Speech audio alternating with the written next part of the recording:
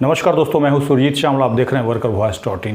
दोस्तों, आप में से जिन लोगों का भी सहारा इंडिया सोसाइटी के अंदर पैसा फंसा हुआ है, उनके लिए केंद्रीय सहकारिता मंत्री श्री अमित शाह जी ने 18 जुलाई 2023 को एक पोर्टल लॉन्च किया है, जिसके माध्यम से उन्होंने कहा कि आप क्लेम कर सकते हैं और क्लेम करने के बाद आपका पैसा वापस मिलेगा। हालांकि जब इसके पहले से माननीय सुप्रीम कोर्ट का आदेश हुआ था और पोर्टल के द्वारा आपका पैसा वापस करने की जानकारी आने लगी थी, उसी समय से हम आपको ये कहते आए हैं कि जब भी पोर्टल लॉन्च हो तो थोड़ा सा वेट कीजिएगा। और अभी भी मैं आपसे यही गुजारिश करूँगा कि थोड़ा सा वेट कीजिए। आपके लिए एक एक जानकारी मैं लेकर के आ रहा हूं और उस जानकारी को सुनिए, समझिए और उसके बाद ही क्लेम कीजिए। हालांकि कल ही एक वीडियो के माध्यम से हमने ये बताया था कि जैसा कि अमित शाह जी ने 10,000 रुपया कम से कम देने की बात की है, तो जिनका 10,000 रुपया है वो क्लेम करके रिस्क ले सकते हैं और बाकी लोग वेट करें।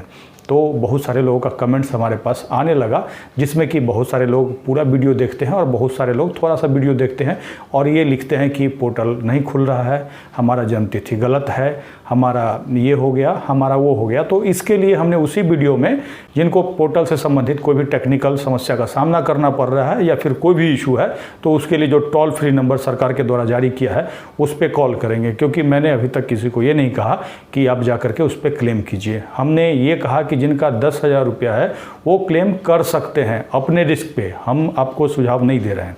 और आज उसी के तहत हम आपके लिए एक चौंकाने वाली जानकारी लेकर के आए हैं। हालांकि हमने कल ही आपसे पूछा था कि इसके टर्म एंड कंडीशन को पढ़ने के बाद ही आप क्लेम करें, तो ये भी कहा था कि आप कमेंट्स करके बताएंगे, तो आखिर वो टर्म एंड कंडीशन क्या है उसके बारे में थोड़ा सा विस्तार से बताऊंगा। तो आज उसी टर्म एंड कंडीशन को विस्तार से बताऊंगा, जिसको बहुत ही शॉर्टकट तरीके में अपने तरीके से बताने की कोशिश करूंगा। इसीलिए अनुरोध है कि आप वीडियो को पूरा देखिएगा, समझिएगा। नहीं समझ में आए तो दोबारा देख लीजिएगा। आखिर वो टर्म एंड कंडीशन क्या है, क्या आपके फेवर में है या फिर सहारा के फेवर में है या फिर सरकार के फेवर में है, इन सारी बातों की जानकारी न केवल देंगे बल्कि आपको प्रूफ भी दिखाएंगे, जिसके बाद शायद मेरी बातों का भरोसा कर लेंगे। लेकिन ध्यान रहे, अभी तक अगर आपने क्लेम नहीं किया है तो एक बार कमेंट्स करके ज़रूर बताइए। इससे हमें भी ये पता चलेगा कि अगर आप वीडियो देख रहे हैं तो उसको फॉलो कर रहे हैं कि नहीं कर रहे हैं। और जिन लोगों ने भी अभी तक क्लेम कर दिया है या फिर क्लेम करने के लिए व्याकुल हो रहे हैं, वो कर सकते हैं, ये उनकी अपनी इच्छा है। हम उनको कभी सजेस्ट नहीं करेंगे। तो आइए हम इस पूरी जानकारी को शॉर्टकट में समझने की कोशिश करते हैं। आपको याद होगा कि 29 मार्च 2023 को माननीय सुप्रीम कोर्ट के द्वारा एक आदेश आता है, जिसमें कि 5,000 करोड़ सहारा सेवी रिफंड खाते से सेंट्रल रजिस्ट्रार के खाते में देने की बात होती है और वहां से आप क्लेम करके अपना पैसा पा सकते हैं, जिसका मैक्सिमम समय 9 महीने तक के लिए है। और ध्यान रहे, आपको याद दिलाना चाहूँगा, जब माननीय दिल्ली हाईकोर्ट के अंदर केस चल रहा था तो उसी समय सरकार क्या करती है, उस केस को ट्रांसफ़र कराने के लिए सुप्रीम कोर्ट चली जाती है और माननीय सुप्रीम कोर्ट के द्वारा ये आदेश दिया जाता है और 6 महीने का टाइम दिया जाता है, जो कि इस केस को नीचे ही यानी कि हाई कोर्ट में ही निपटा करके आप लाएँ। बाद में क्या होता है, वो केस सहारा के द्वारा वापस ले लिया जाता है और फिर से सरकार क्या करती है, जा करके एक एप्लीकेशन लगा करके, जो केस पहले ही सुप्रीम कोर्ट में चल रहा था, और उसमें ये खुद से जाकर के सुझाव देते हैं। और बाकी जानकारी के लिए अमित शाह जी को सुनिए कि किस तरह से वो जितने भी एजेंसियां हैं जो कि सहारा के पीछे लगी हुई थी, उसको बैठा करके, इकट्ठा करके और बीच का रास्ता निकालते हैं, यानी कि सेटलमेंट। और इसी सेटलमेंट के बारे में आज मैं आपको बताने जा रहा हूँ। और उसके बाद उन्होंने खुद ही स्वीकारा है कि माननीय सुप्रीम कोर्ट ने कहा कि जब बाकी सारी एजेंसियों, सरकार को और यानी कि जनता को, जनता क्यों, क्योंकि अमित शाह जनता की तरफ से गए थे, तो किसी को कोई परेशानी नहीं है तो हमें क्या परेशानी होगी, और उसी के तहत 5,000 करोड़ दिया गया है। लेकिन इस 5,000 को देने के पीछे सरकार की मंशा क्या है, इसको इस वीडियो के माध्यम से आप समझिए। हालांकि माननीय सुप्रीम कोर्ट के आदेश के अनुसार ये भी कहा गया था कि पैसा जो वापस होगा उसमें ट्रांसपेरेंट तरीके को अपनाना है, ताकि लोगों का पैसा मिल सके। कहने का मतलब पारदर्शी तरीका को अपनाना है, लोगों को बताना है कि हम आपको कैसे पैसा वापस कर रहे हैं। और इसके बाद सरकार ने आपको पैसा वापस करने के लिए कुछ नियम बनाया होगा और उसी के तहत आपको 10,000 रुपया पहली बार देने की बात की है। तो उस नियम का जो कॉपी है वो सरकार कहाँ रखी हुई है, आपको क्यों नहीं दिखा रही है? वेबसाइट पे दिखाना चाहिए था। आपको याद होगा कि अगर एक वैकेंसी निकलता है किसी सरकारी ऑफिस में प्यून के लिए भी, तो उसके लिए भी जो विभाग है नियम बनाता है और उसका विज्ञापन जारी करता है। जबकि इस तरह का सरकार के द्वारा कोई भी नोटिफिकेशन नहीं निकाला गया है। आप में से जिन लोगों ने भी लॉगिन किया होगा और लॉगिन करके क्लेम कर रहे होंगे, ऐसे लोग काफ़ी समय से अपने ब्याज का इंतज़ार कर रहे हैं, लेकिन लॉगिन करने के बाद जब अपना क्लेम का डिटेल भरते हैं, हमने तो भर के नहीं देखा है, लेकिन सरकार ने जो स्क्रीनशॉट वगैरह दे रखा है उसी में हमने चेक किया है। आपका जो रसीद है, आपका जो पासबुक है, उसका क्या पूछ रहे हैं, तो अकाउंट नंबर वगैरह तो पूछ रहे हैं, उसको देने की ज़रूरत नहीं भी है, अगर है तब भी दे सकते हैं। लेकिन वहाँ पे आपसे पूछा जा रहा है कि आपने कितना पैसा जमा किया है, वो पूछ रहे हैं और किस डेट को जमा किया है। इससे ये नहीं पता चलता है कि आपको जो बॉन्ड में लिख करके दिया गया है कि डबल हो जाएगा, वो राशि लिखिए, यानी कि मैच्योरिटी जो आपका लिखा हुआ है वो लिखिए। इसका मतलब कहीं ना कहीं ये आपसे क्लेम लेकर के और उसके बाद तय करेंगे कि आपको कितना पैसा देना है या नहीं देना है, या फिर क्या नियम बनाया है वो हिडन है, यानी कि छुपा हुआ है। जिसके बाद पूरा फॉर्म भरने के बाद एक आपको PDF डाउनलोड करना होता है और उसको डाउनलोड करने में उसको ऊपर में फ़ोटो लगाना होता है और फ़ोटो लगाने के नीचे आपको सिग्नेचर करने के लिए कहा हुआ है। वहीं पे बहुत बड़ा झोल है जिसकी जानकारी आज मैं देने जा रहा हूँ। हालांकि जो हिडन है उसके बारे में बाद में जानकारी निकल के आएगी, इसलिए धरफड़ा करके जा करके क्लेम मत कर दीजिएगा। पहले उस पेपर को पढ़िए, ध्यान रखिए। अगर आपने एक साइन नहीं किया है या फिर क्लेम कर भी दिया है और साइन करके अपलोड नहीं किया है तो रुक जाइए और इस वीडियो को देख लीजिए, क्योंकि उसमें जो लिखा हुआ है वो आपका डिटेल है जो आपने उसमें अप्लाई किया है।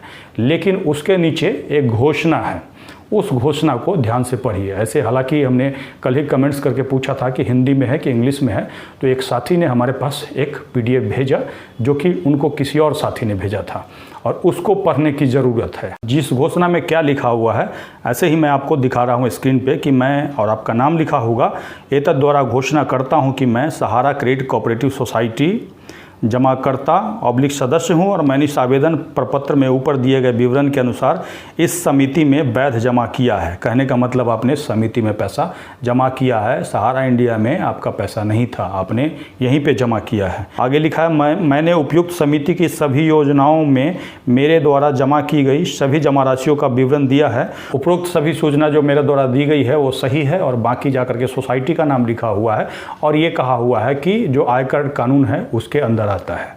जो लोग हिंदी पढ़ना जानते हैं वो हिंदी में पढ़िए, अंग्रेजी पढ़ना जानते हैं अंग्रेजी में पढ़िए, और इसका कॉपी मैं नीचे वीडियो के डिस्क्रिप्शन में दे दूंगा। जिनका भी नाम है मैं उसको हाइड कर दूंगा।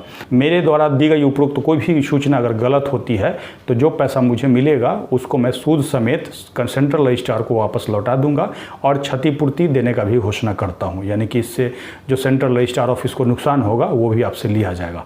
हालांकि अभी तक ये नहीं कहा गया है कि आपका जो पैसा जमा था उस पर कितना सूद दिया जाएगा, लेकिन आपसे जब पैसा लिया जाएगा तो सूद समेत लिया जाएगा। लेकिन ध्यान से सुनिएगा, इस घोषणा पे हमारा कोई विरोध नहीं है, क्योंकि जो गलत तरीके से पैसा लेंगे उनके ऊपर कार्रवाई होनी ही चाहिए, चाहे वो सहारा सोसाइटी क्यों ना हो, सहारा इंडिया क्यों ना हो, चाहे हम ही क्यों ना हो।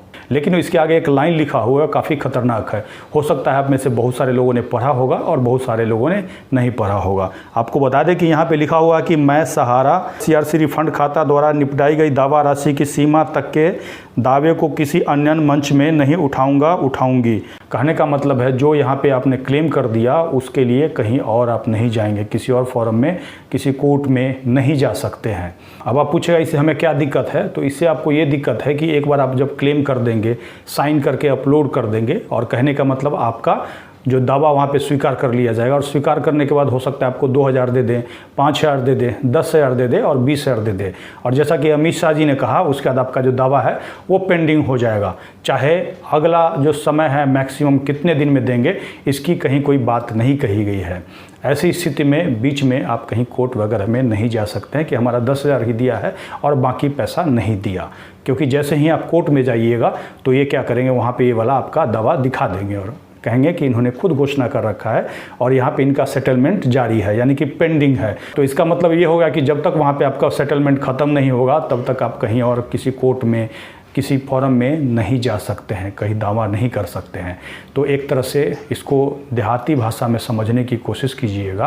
तो अगर आपके घर में किसी की शादी होती है तो ऐसी स्थिति में आप क्या करते हैं किसी बाजा वाले को, किसी टेंट वाले को जाकर के 500 रुपया बयाना दे देते हैं। तो उसी तरह से सरकार आपको अभी 10,000 रुपया दे दे, 5,000 दे दे, 20,000 दे दे, 30,000 दे दे, भले ही आपका 10 लाख 20 लाख क्यों ना हो, और वो 10,000 रुपया लेने के बाद आप एक तरह से बंध जाएंगे। आप किसी भी कोर्ट में उसको चुनौती नहीं दे सकते हैं। जैसे ही चुनौती देंगे तो ये वाला पेपर सरकार के द्वारा दिखा दिया जाएगा और कहा जाएगा कि यहाँ पे इनका चरणबद्ध जो पेमेंट है वो जारी है। कहने का मतलब सेटलमेंट यहाँ हो रहा है, पेंडिंग है, तो कोई कोर्ट सुनवाई नहीं करेगा क्योंकि आपने खुद ही घोषणा यहाँ पे करके दिया है।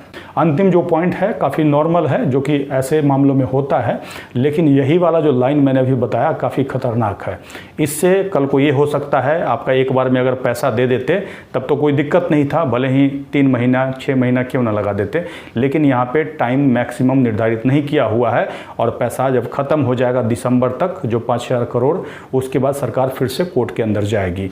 कोर्ट के अंदर मामला कितना लंबा खींचेगा या फिर तुरंत आदेश हो जाएगा अगले 5,000 करोड़ के लिए या फिर 40,000 करोड़ के लिए होगा, ये कुछ कहना मुश्किल है क्योंकि इस तरह का सरकार ने कोई नोटिफिकेशन ही नहीं दिया जिससे कि हमें ये पता चल पाए कि भाई 10,000 अभी देंगे और 20,000 अगले साल देंगे या फिर 5 साल के देंगे। ये सब कुछ भी क्लियर नहीं है।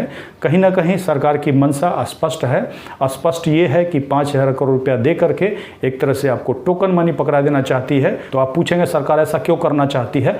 तो जैसा कि हमने पीछे जानकारी आपको दी है, खुद सीतारमन जी ने लोकसभा के अंदर स्वीकार किया है कि SFIO ने फर्जी तरीके से जो आपका पैसा कन्वर्ट किया गया है उसको पकड़ लिया है, उसको जांच में पाया है। तो एक तो वो हो गया, उस पर सरकार को कार्रवाई करना चाहिए था, और दूसरा जो है सुप्रीम कोर्ट के अंदर सहारा प्रमुख के खिलाफ अवमानना का केस पेंडिंग है जिसकी सुनवाई चल रही है। उसमें हो सकता है उनको जेल हो जाए, जिसकी जानकारी हमने काफ़ी पहले दी है। अगर आपने उस हमारे वीडियो को नहीं देखा है तो यहाँ पे क्लिक करके देख सकते हैं। और इस तरह आप क्लेम करके खुद ही सेटलमेंट के जाल में फंस जाएंगे तो कहीं ना कहीं सरकार उसको बचा लेगी। और इसीलिए ये सारा प्रपंच रचा जा रहा है। इसीलिए धरफरा करके जल्दीबाजी में पहले सुप्रीम कोर्ट जाते हैं दिल्ली हाई कोर्ट के केस को ट्रांसफ़र कराने के लिए, और फिर वहाँ से कोर्ट जब इनको फिर वापस भेज देती है तो फिर क्या करते हैं, दूसरे केस में तपाक से पहुँच जाते हैं और वो ये कहते हैं कि हम 5,000 करोड़ लोगों को देना चाहते हैं। उसके बाद जितना भी सरकारी न्यूज़ चैनल है, जी हाँ सरकारी न्यूज़, क्योंकि सरकार के इशारे पर वो काम करती है, वो सभी मिल करके आपको अमित शाह जी के द्वारा जो लॉलीपॉप दिया जा रहा है चाहती है ज़बरदस्ती आपको पटक करके मुंह में डाल दे और आप उसको चूसते रहें। कब तक? जब तक इलेक्शन है तब तक। हो सकता है 10-5 हज़ार रुपये आपको दे देंगे इलेक्शन के पहले और उसके बाद फिर से मामला सुप्रीम कोर्ट के अंदर पेंडिंग हो जाएगा। कोर्ट कहेगा पैसा हम नहीं देंगे या फिर सरकार कहेगा पैसा दे दीजिए, और हो सकता है उसके बाद सुनवाई धीरे धीरे हो और एक तरह से उनके जाल में फंस जाएंगे, और फंसने के बाद आप कहीं भी उसको क्लेम भी नहीं कर सकते हैं। और हो सकता है उसी कागज़ को दिखा करके सुप्रीम कोर्ट में सहारा सुब्रत राय जो है वो बरी हो जाए। दोस्तों, ये जानकारी आपको कैसी लगी? मैंने जो जानकारी दी, क्या आपने उसको पढ़ा है? एक बार आप कमेंट्स करके ज़रूर बताइएगा। अगर जो लोग कमेंट्स करने में हिचकिचाते हैं, कहीं ना कहीं पैसा आपका है और हम ये जानना चाहते हैं, या फिर कमेंट्स के माध्यम से हमें ये पता चलता है कि आपकी इसके बारे में क्या राय है। अगर आप हमें फेसबुक पे देख रहे हैं तो पेज को लाइक करेंगे, यूट्यूब पे देख रहे हैं तो चैनल को सब्सक्राइब करेंगे, वीडियो को अधिक से अधिक शेयर करेंगे ताकि अधिक से अधिक साथियों तक ये जानकारी पहुंच पाए। इसके साथ ही विदा लेता हूं। जल्द ही एक नई जानकारी के साथ मिलते हैं। धन्यवाद।